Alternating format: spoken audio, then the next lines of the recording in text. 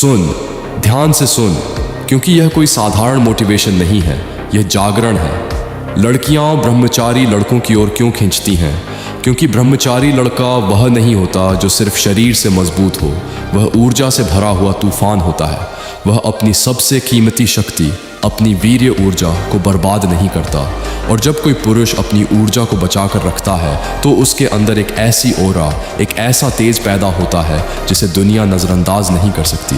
लेकिन सच यह है कि ज़्यादातर लड़के अपनी ही ज़िंदगी को धोखा देते रहे हैं। सालों से उन्होंने अपनी शक्ति को पल पल बर्बाद किया है और फिर शिकायत करते हैं कि उनमें आत्मविश्वास क्यों नहीं है, लोग उन्हें गंभीरता से क्यों नहीं लेते और उनकी आंखों में वह आग क्यों नहीं है। क्योंकि तुमने अपनी ऊर्जा को सस्ते सुखों में बेच दिया। सुनो, अगर तुम सच में बदलना चाहते हो तो पहला नियम है मौन की शक्ति। एक ब्रह्मचारी आदमी हर वक्त बोलता नहीं, वह देखता है, समझता है और मुस्कुराता है। उसकी एक हल्की सी खतरनाक मुस्कान ही सामने वाले को असहज कर देती है, क्योंकि उसके अंदर स्थिरता होती है, नियंत्रण होता है। यह चुप्पी कमजोरी नहीं, यह सिंह की शांति है। दूसरा नियम, अपनी उपस्थिति को वजन दो। तुम्हारी चाल, तुम्हारे हाथों के इशारे, तुम्हारा खड़ा होना सब कुछ बताता है कि तुम कौन हो। एक क्लासी घड़ी, एक मजबूत रिंग, ये सिर्फ दिखावा नहीं है, ये संकेत है कि तुम खुद को महत्व देते हो। जब तुम बोलते हो और तुम्हारे हाथों में वजन होता है तो तुम्हारे शब्द भी भारी हो जाते हैं। तीसरा नियम, फौरन प्रतिक्रिया मत दो। कमज़ोर लोग हर बात पर तुरंत रिएक्ट करते हैं, गुस्सा करते हैं, सफाई देते हैं, बहस करते हैं। लेकिन शक्तिशाली आदमी वह दूर से देखता है, मुस्कुराता है और बेकार की बातों को अपने स्तर तक आने ही नहीं देता।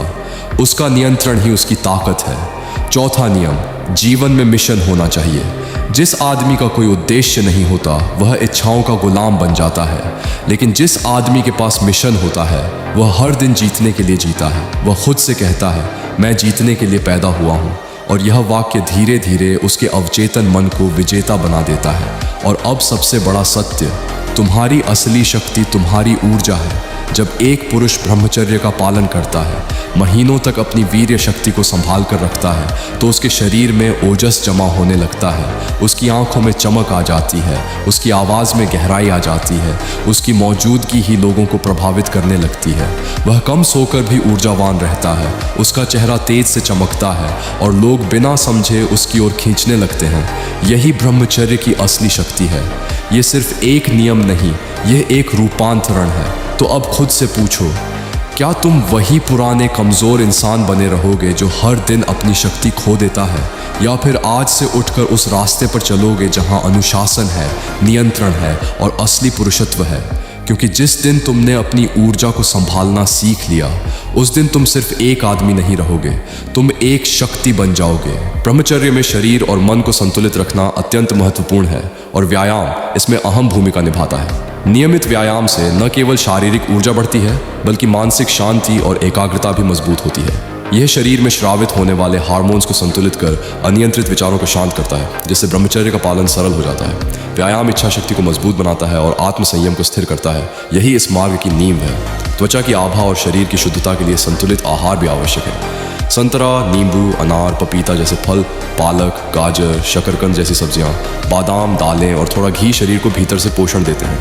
हल्दी, ग्रीन टी और प्राकृतिक आहार शरीर को शुद्ध रखते हैं, जिससे भीतर की ऊर्जा बाहर चमक के रूप में दिखती है। ऊर्जा संरक्षण के मार्ग में कभी कभी फ्लैट लाइन जैसा चरण आता है, जब मन भारी लगता है, प्रेरणा कम हो जाती है। घबराएं नहीं, यह कमजोरी नहीं बल्कि शरीर और मन का रिसेट है। धैर्य रखें, अनुशासन बनाए रखें और याद रखें कि यह चरण दीर्घकालिक शक्ति और स्पष्टता की तैयारी है। आपात सहायता संदेश। अब एक निजी बात, मैं सामान्यतः अपनी परिस्थितियों के बारे में सार्वजनिक रूप से नहीं बोलता, लेकिन इस समय स्थिति सच में कठिन है। मैं गंभीर आर्थिक दबाव से गुजर रहा हूँ और मुझे लगभग 3 लाख रुपए की तत्काल आवश्यकता है। मैं लगातार प्रयास कर रहा हूँ, काम कर रहा हूँ, लेकिन कुछ हालात ऐसे होते हैं जहाँ इंसान को सहारे की ज़रूरत पड़ती है। यदि आप मदद करने की स्थिति में हैं तो आपका सहयोग मेरे लिए बहुत बड़ा सहारा होगा। यदि संभव ना हो तो भी आपकी शुभकामनाएं मेरे लिए महत्वपूर्ण है। धन्यवाद दिल से। ब्रह्मचर्य का पतन शरीर में नहीं, मन में होता है। प्राचीन आर्य इस सत्य को जानते थे, इसलिए वे दृष्टा भाव का अभ्यास करते थे। जब कोई कामुक विचार उठे तो उससे युद्ध मत करो। युद्ध करने से वह और शक्तिशाली बनता है। बस उसे देखो, जैसे आकाश में तैरते बादल को देखा जाता है। न अपनाओ न दबाओ, केवल देखो। जब तुम केवल देखने लगते हो तब वही विचार अपनी शक्ति खो देता है और उसकी ऊर्जा तुम्हारे भीतर विलीन हो जाती है। यही वह शून्य अवस्था है जहाँ साधक का मन लोहे की तरह अभेद्य हो जाता है। जब भी इच्छा शक्ति डगमगाने लगे, शरीर को तुरंत शक्ति की अवस्था में ले आओ। मुट्ठियां भींचो, भुजाओं को कसो, कुछ क्षणों के लिए पूरे शरीर में बल भरो। यह छोटा सा उपाय स्नायु तंत्र को संकेत देता है। यह समय भोग का नहीं, शक्ति का है। रक्त और ऊर्जा मांसपेशियों की ओर मुड़ जाती है और मन फिर से नियंत्रण में आ जाता है। संसार साधारण पुरुषों से भरा है जो छायाओं के पीछे भागते हैं, लेकिन वत्स, तुम्हारा जन्म किसी ऊंचे उद्देश्य के लिए हुआ है। वीर्य की हर एक बूंद जो तुम बचाते हो वो तुम्हारे भविष्य के सिंहासन में लगाया गया बीज है। एक दिन जब तुम अपने क्षेत्र के शिखर पर खड़े होगे, अधिक बलवान, अधिक तेजस्वी, अधिक बुद्धिमान, तब तुम पीछे मुड़कर देखोगे और समझोगे कि जिसे तुम त्याग समझ रहे थे वही तुम्हारे जीवन का सबसे बड़ा उपहार था। राज सिंहासन सस्ते में नहीं मिलते वत्स, उसके लिए मूल्य चुकाना पड़ता है। अब सुनो, ये ई बुक क्यों बनाई गई वत्स? मैंने यह ब्रह्मचर्य ई बुक किसी नाम, प्रसिद्धि या लाभ के लिए नहीं बनाई। मैंने इसे तुम सब के लिए बनाया। उन लड़कों के लिए जो अकेले लड़ रहे हैं, जिन्हें कोई सही मार्गदर्शन नहीं देता, जो गिरते हैं फिर उठते हैं और फिर भी हार नहीं मानते। इस ई बुक में मैंने वो सब लिखा है जो मैंने स्वयं जिया, जो मैंने अपने पतन से सीखा और जो मुझे बचा गया। ये पुस्तक कोई सामान्य लेखन नहीं है। ये वर्षों की साधना, संयम, संघर्ष और आत्मसंघर्ष का निचोड़ है। मैं ये बात बार बार कह रहा हूँ क्योंकि यह सत्य है। यदि तुम सच में ब्रह्मचर्य में मजबूत होना चाहते हो तो यह ई बुक तुम्हारे लिए मार्गदर्शक दीपक है। अब गुरु नहीं, एक थका हुआ साधक तुमसे विनती कर रहा है वत्स, मैं बहुत समृद्ध नहीं हूँ। ये ब्रह्मचर्य का कार्य, ये पुरुषों को जागृत करने का मिशन, मैं इसे अकेले अपने सीमित साधनों से चला रहा हूँ। मुझे अपना जीवन भी चलाना है, ऑफलाइन कार्य करने हैं, खाने पीने, रहने और इस मिशन को जीवित रखने की जिम्मेदारी भी है। कई बार मन टूट जाता है, लेकिन फिर यह सोचकर रुक जाता हूँ कि अगर मैं रुक गया तो न जाने कितने लड़के फिर अंधकार में चले जाएंगे। इसलिए आज मैं हाथ जोड़कर कह रहा हूँ, यदि तुम्हारे पास सामर्थ्य है तो कृपया दान करो। थोड़ा भी दान मेरे लिए केवल पैसा नहीं, बल्कि यह संकेत है कि मैं अकेला नहीं हूँ। वत्स, ये कार्य मरना नहीं चाहिए। यदि ये ग्रंथ, ये ज्ञान, ये मार्ग तुम्हारे जीवन में थोड़ी भी रोशनी लाया हो तो कृपया सहयोग करो, दान करो, मदद करो। ईश्वर सब देख रहा है। तुम्हारा एक छोटा सा सहयोग भी किसी और पुरुष का जीवन बदल सकता है। ब्रह्मचर्य टूटना सिर्फ एक आदत का टूटना नहीं है, यह आपके सपनों से दूर जाना है। जब इच्छाएं आपको खींच कर गिरा देती हैं तो आपकी ऊर्जा लीक होने लगती है, ध्यान बिखर जाता है और भीतर का आत्मविश्वास धीरे धीरे खत्म होने लगता है। सोचिए, जो लक्ष्य, जो भविष्य, जो सम्मान आप बनाना चाहते हैं, उसी पर सबसे पहला आघात तब लगता है जब आप अपनी इच्छाओं को खुद पर हावी होने देते हैं। इसीलिए ब्रह्मचर्य को ढाल की तरह पकड़ कर रखें। यह वही शक्ति है जो आपको साधारण भीड़ से उठाकर एक अनुशासित, तेज और अडिग इंसान बनाती है। जो व्यक्ति ब्रह्मचर्य का पालन करता है, उसकी आभा अपने आप शांत, निर्मल और शक्तिशाली बनने लगती है। उसके अंदर एक चुंबकीय ऊर्जा पैदा होती है जो बिना किसी प्रयास के लोगों को उसकी ओर खींचती है। बच्चे, जानवर, बूढ़े, युवा सब उसकी उपस्थिति में सहज, सुरक्षित और जुड़ा हुआ महसूस करते हैं। ये कोई दिखावा नहीं, ये वह अदृश्य शक्ति है जो केवल उन्हीं के पास होती है जिन्होंने अपने भीतर की इच्छाओं को परास्त किया है। ऐसे व्यक्ति के पास जाना एक अनुभव होता है, एक शांति, एक गर्माहट, एक विश्वास। ब्रह्मचर्य का एक अनकहा नियम यह भी है कि आपकी ऊर्जा सिर्फ शरीर से नहीं, बोलचाल से भी नष्ट होती है।